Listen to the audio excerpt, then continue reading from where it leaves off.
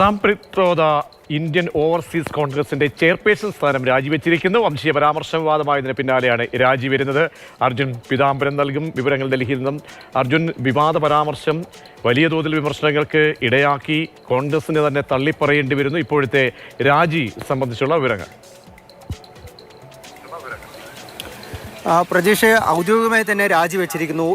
Indian overseas Congress chairperson സ്ഥാനത്ത് നിന്ന് സ്വയം രാജിവെച്ചതാണ് എന്നുള്ള കാര്യമാണ് കോൺഗ്രസ് വ്യക്തമാക്കുന്നത്. എന്തായാലും ഇതിനോടകം തന്നെ രാജി കോൺഗ്രസ് അധ്യക്ഷൻ മല്ലികാർജുൻ ഖാർഗെ സ്വീകരിച്ചിട്ടുമുണ്ട്. നേരത്തെ തന്നെ ഈ പിത്രോദയുടെ വാക്കുകളെല്ലാം തന്നെ വലിയ രീതിയിൽ വിവാദമായിരുന്നു. അത് ഭരണപക്ഷം മാത്രമല്ല, നരേന്ദ്രമോദി മാത്രമല്ല, മറിച്ച് പ്രതിപക്ഷ സഖ്യത്തിലെ പാർട്ടികൾ പോലും വലിയ രീതിയിൽ കോൺഗ്രസിനെതിരെയും പിത്രോദയ്ക്കെതിരെയും തിരിഞ്ഞ ഒരു സാഹചര്യം ഉണ്ടായിരുന്നു.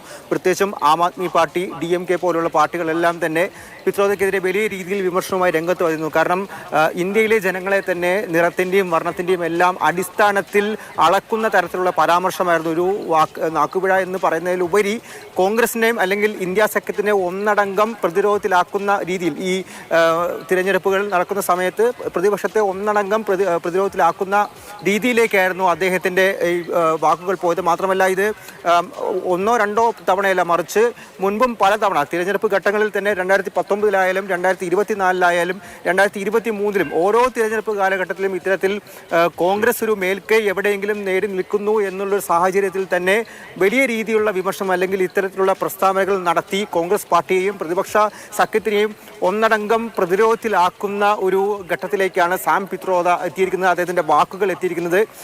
ഇതിന് പിന്നാലെ കോൺഗ്രസിന് തന്നെ പിത്രോദയെ പരസ്യമായി തള്ളി രംഗത്ത് വരേണ്ടി വന്നു. ഒപ്പം തന്നെ പ്രതിപക്ഷ പാർട്ടികൾ വിമർശനം ഉന്നയിച്ചിരിക്കുന്നു. വലിയ രീതിയിൽ ഈ ഒരു സംഭവം ഡൽഹിയിൽ നിന്നും വിവരങ്ങൾ പങ്കുവച്ചത്.